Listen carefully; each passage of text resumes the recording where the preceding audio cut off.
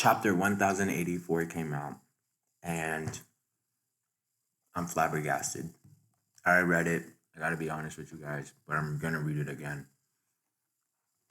I'm eating some pizza. If you don't know, well, now you know. My name is Brandon. I work with Keller Williams as a real estate agent. And let's just start off, bro. So we got 16 pages to talk about. And we're gonna literally talk about the very first page. Luffy looks like he has like One Piece treasure. Like he looks like he has a like like the grandest sword, the Pirate King crown. Like it looks like a Pirate King crown. Um, the Pirate King chain. So there is a lot to look at with like the very first page, all the treasure. It's crazy. The very first page, and then Deku. We gotta see Deku up in the top right.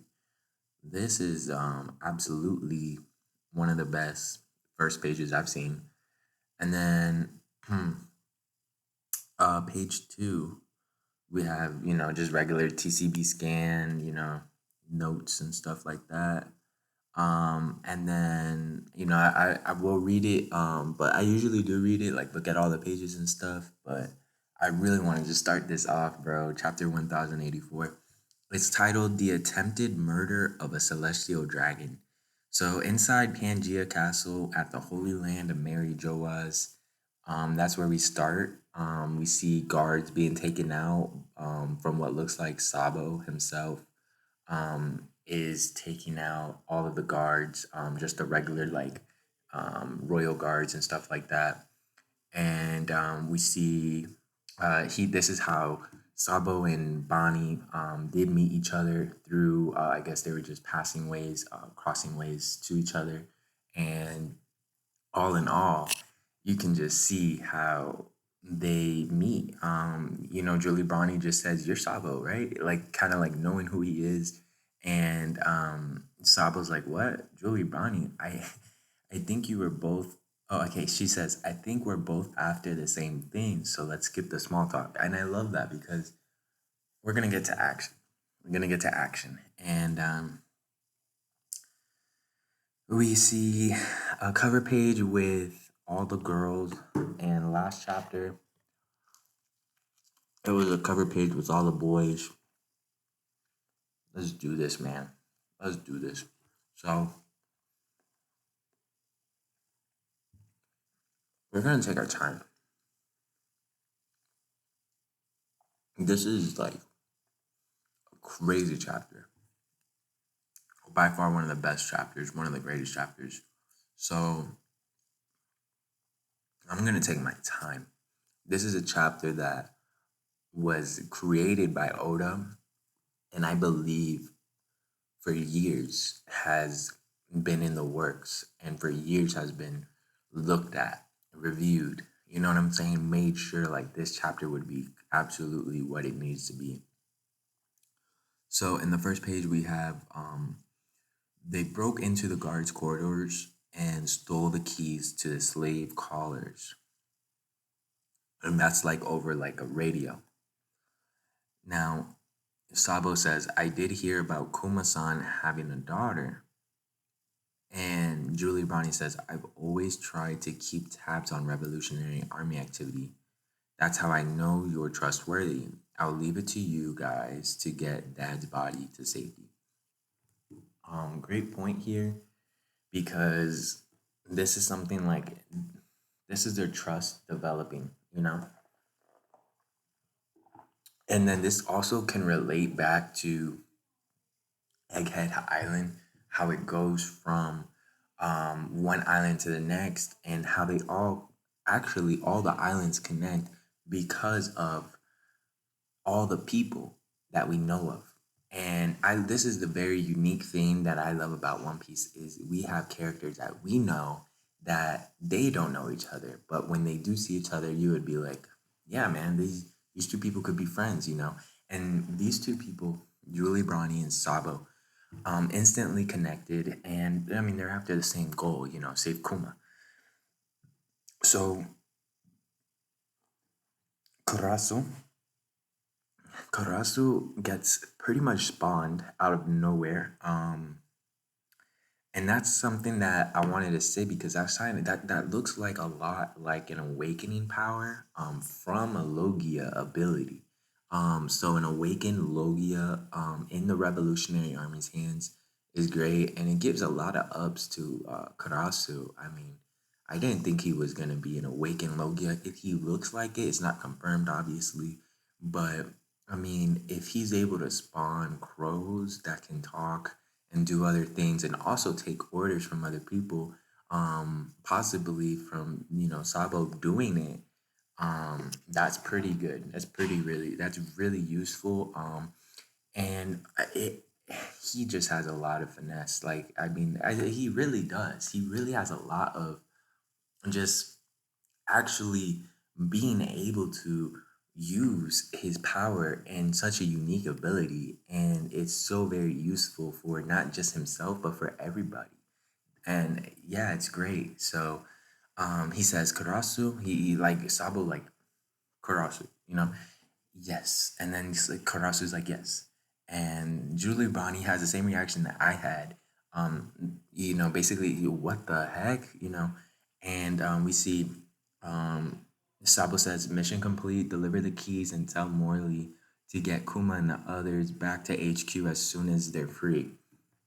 That was the plan, save the slaves, free them, liberating the people in Mary Joa, just pretty much adding more and more depth to his will, what he wants to see done in the world, and it reflects to his life and how he grew up. I see that all. I see that completely. I mean, when someone moves, um, they have a desire to do something, right? And Sabu, he has that desire to move, to do something about what's being done. He's the chief of staff of Revolutionary Army. This guy is a leader of the Revolutionary Army. Like, come on, and it's because of his desire to move forward and to get these people free and to establish equality. And I love that.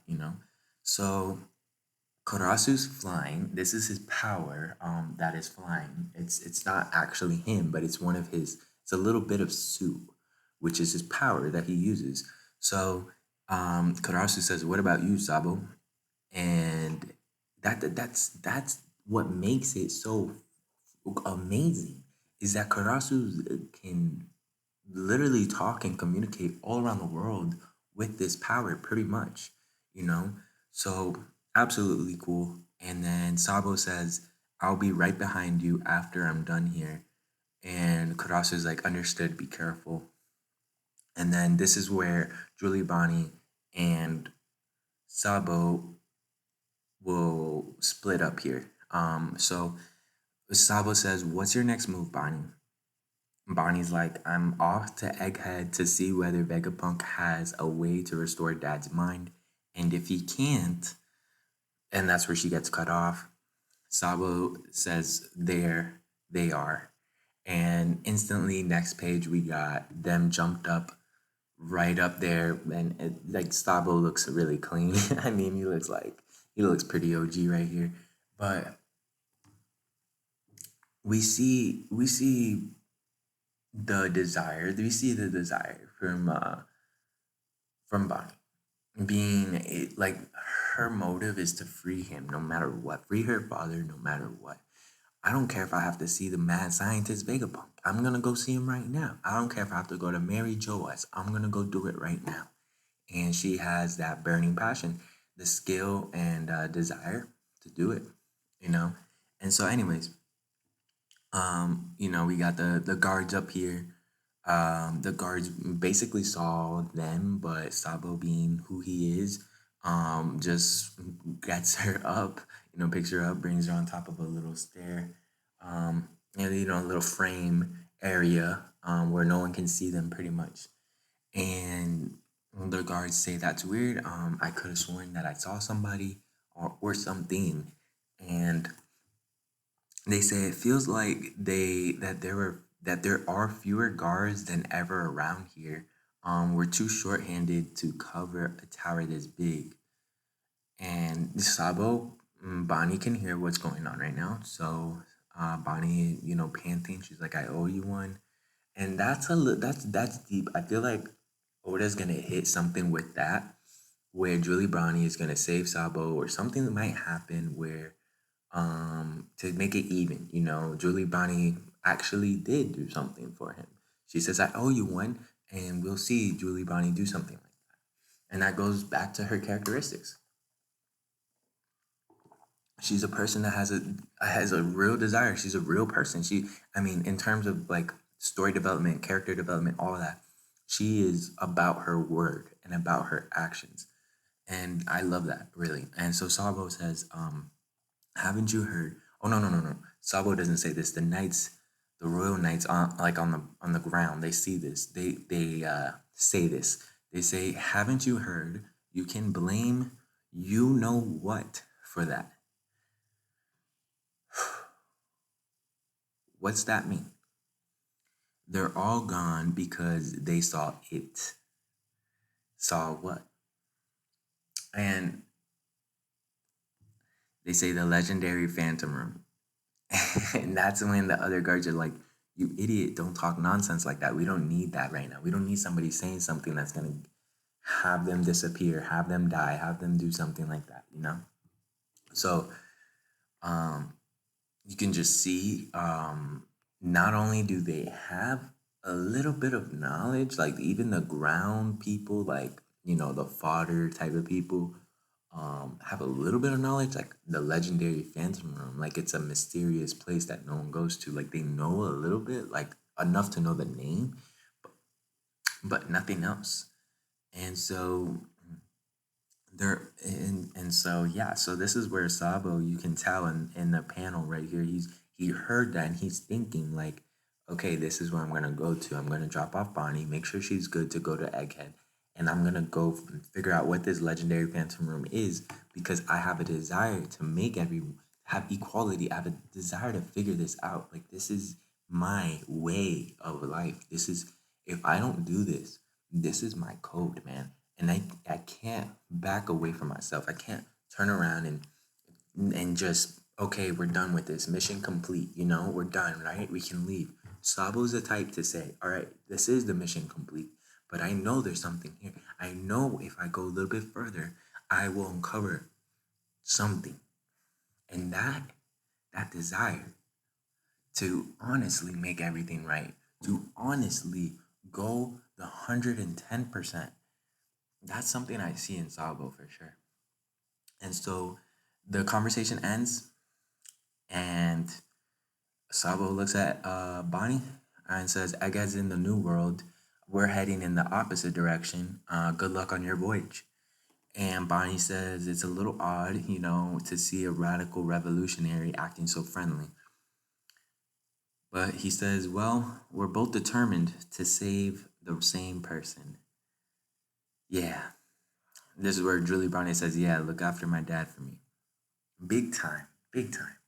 This is something that Julie Bonnie, this is the biggest thing in Julie Bonnie's life.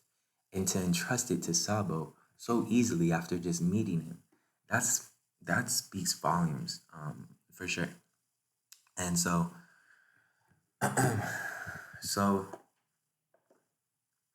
moving forward, we have the King Cobra, ruler of Alabasta. And so he is now wheeled into the big room where we see the 19 swords, where we see the big throne, where we see everything. We see the five elders, right? And it says, "King Cobra, ruler of Alabasta, what have you come to ask? Perhaps I should start from the beginning," he says. He says, "As you are aware, the organization known as the World Government was founded 800 years ago when 20 different monarchs came together." And now the five elders are like, "Okay, this guy is going to start spitting right now. He's going to start spitting." He says, "Their families all promptly moved to Mary Joas to live as one clan. referred to celestial dragons, the ones responsible for the creation of the world. And as such, they have ruled over their generation, or not generation, but their creation ever since.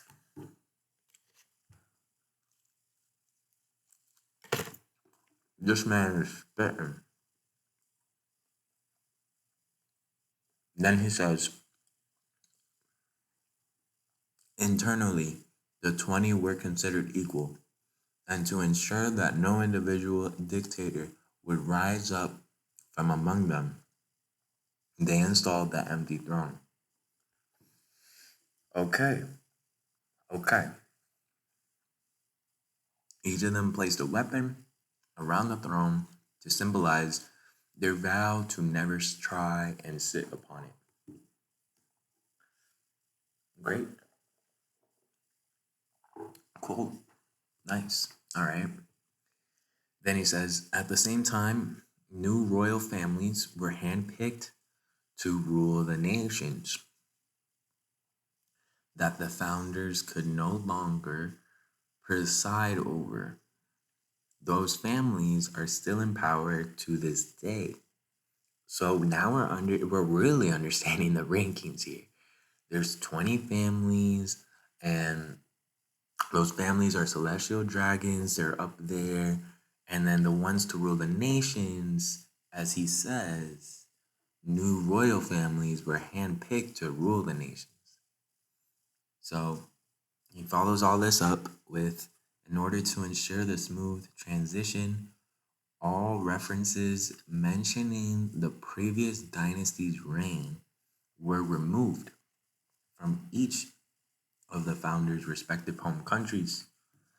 So to preserve and make known of the world government and their expansion and how they are a strong and stable power that can control the world and give the world peace and equality and everything right for them. They had erased the previous dynasties to ensure all you can see and all you can know is the world government's power, the world government's system, how they run things. They erased everything else and only said our way is our way, and that's the only way. Whew, man. But this is where this switches up here, because then King Cobra follows this up with the sole exception of Alabasta. The monarch at the time was Queen Lily of House Nefertari. While her name was immortalized as one of the founding 20, she did not stay to become a celestial dragon. And what I think that means is that she did not bow down to Emu. I feel like the 20 families like joined Emu, like joined like their cause, like the world government and stuff. But I feel like, Lily definitely thought about equality. Much like Vivi, how she feels about equality and the good rights and being a good person and, seeing everything very fairly and being a level-headed person and knowing the cause and effect of something, the domino effect of something. That's something that I believe Queen Lily has, or Lily. I think it might be Lily, but anyways, Vivi is the spitting image of her. So then we go to the next part. Instead, she was to return to Alabasta to continue her reign, which is why the Nefertari family has continued to act as sovereigns. This also means that only 19 weapons were ever placed around the empty throne, not 20, because Lily didn't want to, do that. So it's 19.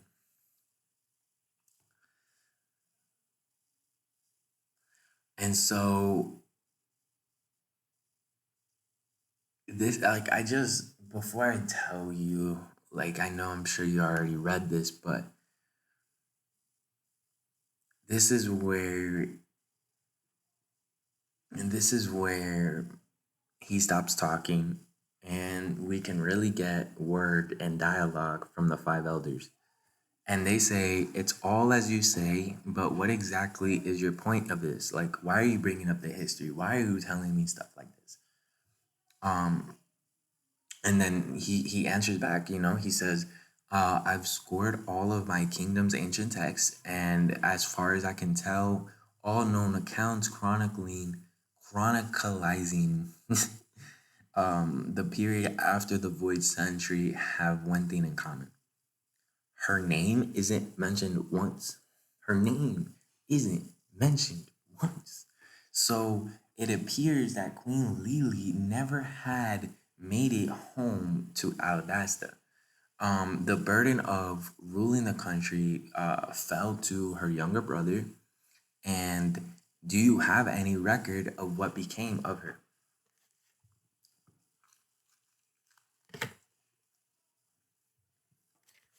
She's one of the 20. She's one of the 20. You have to have knowledge of her. You have to have a record of her. If you're telling me 19 out of 20 agreed to do something, if 19 out of 20 people agreed to go out and one person didn't go out, you would have to. I mean, like, there's so many people came, but that one person didn't come. You know what I'm saying? Like that, like it's just too many to not actually believe. Like you have to remember that. Like there's something, you know. So, anyways, she's one of the 20 families, so she has to. She just has to, and yeah. So he asks, "Do you have any record of her of what became of her?" And this is where we get Saint J. Garcia. To be blunt, he says, 800 years is a very long time ago. It is true that of the 20 families, the Nefertari line did not move here. However, it was believed that the queen returned back to her country after that decision. I'm sorry, but I'm afraid that details about her motives and journey are lost to the annals of history. We simply do not know. Well, and this is like you can see his face, like you can see King Cobra's face here, and he has a frown. He looks upset, really, not sad. He looks more like irritated. Like, you know what? In that case, what is the meaning of D?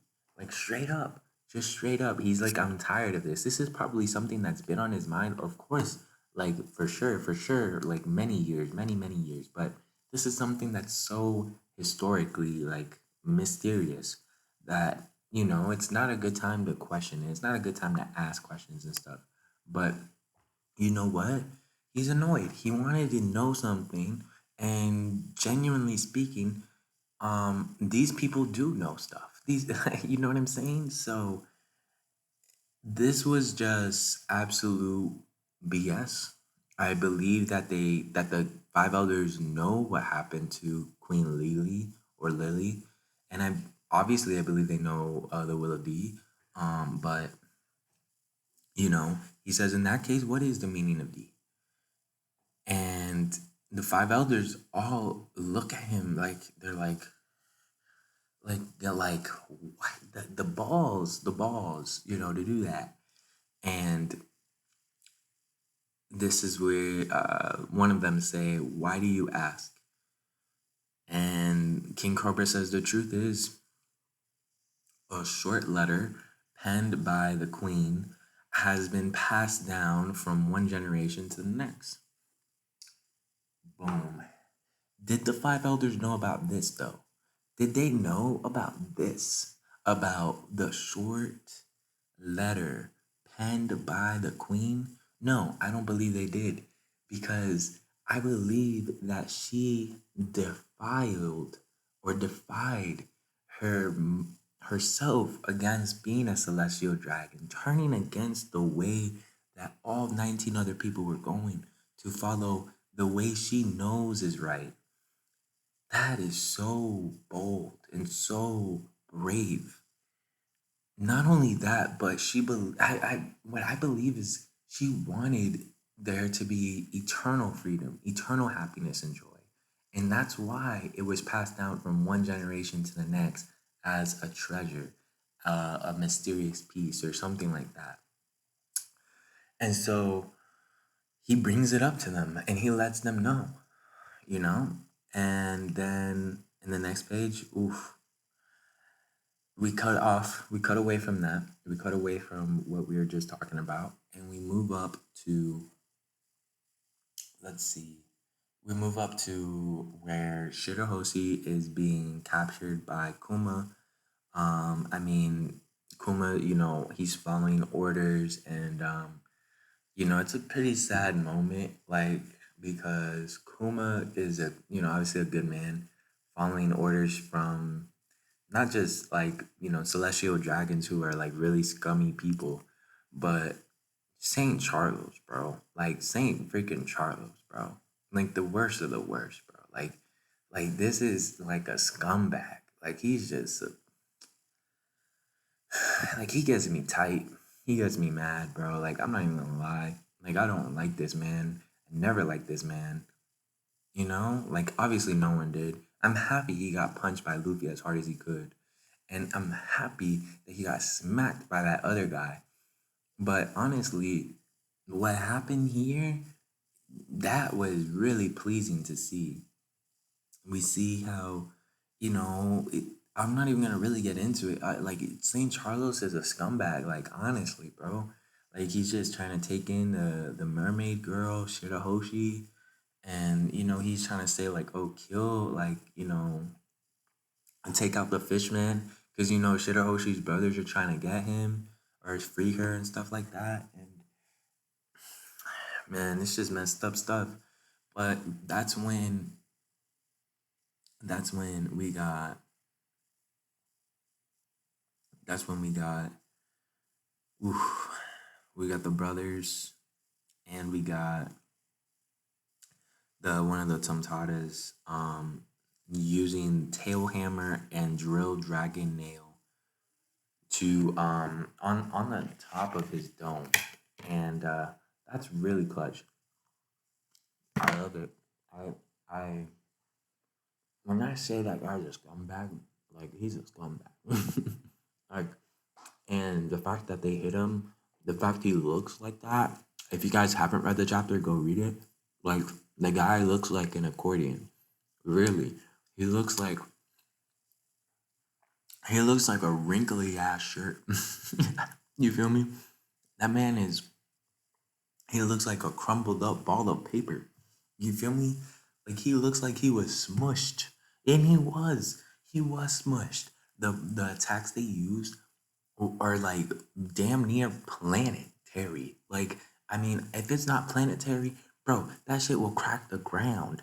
It'll put a crack in the road. So yeah, I love that. I love that he got hit that hard. But this is something I want to say too, because like he's gotten hit like hard as hell before. So, he's not gonna like I hope he changes. I hope to God he just stops. But honestly, he's just not. St. Charles is gonna be St. Charles. And really the man is either gonna die or he's going to change his way through persuasion or through verbalness, through actions or something like that. But it's not going to be through physical contact. And that's something to bring into our real life. When you see scumbags like a St. Charles in this life, understand that, for real. And so, anyways, we got Morley literally saving Kuma. And I'm so happy that Morley is literally picking up Kuma-chan. stop picking on him. You don't have to listen to anyone's orders anymore. It's okay. Let's go home together. I love that part. That part is so satisfying to me. Other than the part where St. Charles gets smashed, um, this part is just absolutely heartwarming because I mean you get a full on bear hug from the bottom of the ground from Morley, saving you from celestial dragons. I love that. I love that. Yeah. And so, then they leave. Pretty much they're free. And so, moving on to the next scene, which is the last page, um, page 16, we get Emu walking up the stairs to the empty throne, where the five elders say, "Great Emu, King Cobra is still present." Oh my god. And this is insane because I believe that King Cobra knows so damn much, so damn much, that even Emu is like, I gotta come out here and take care of him right now. Like, yo, Emu, just like the balls of Emu, though, to be like, bro, you, you think you know the history. You know what I'm saying? And maybe you want clarification. Maybe you do want the record of history to, but you believe that there's nobody on the empty throne? Or maybe he doesn't believe. Maybe he didn't believe that. Maybe he really believed that there is somebody on the empty throne, but he doesn't want to say it to the five elders. You get what I'm saying? And maybe Emu's like, you know what? I get your motive. I understand not only the answers to the questions, but the deeper meaning to why you're asking these questions. You want to know of my existence. You know what? You know so much, I'll show you my existence, but you're gonna die. And that's what happened. And I feel like that's really the truth to that. So then we get the very first word from Emil. It's either a Lily or a Lily. And it's either a boy voice or a girl voice or a robot voice or something. And then thump. And we got it. Come on, son. Come on, son. This chapter, I try to take it as slow as possible because I do kind of go fast. But this chapter is something to not only reread over and over again, but dissect over and over again. Like the amount of swords, every single thing, bro. Every single thing. Y'all have a good one.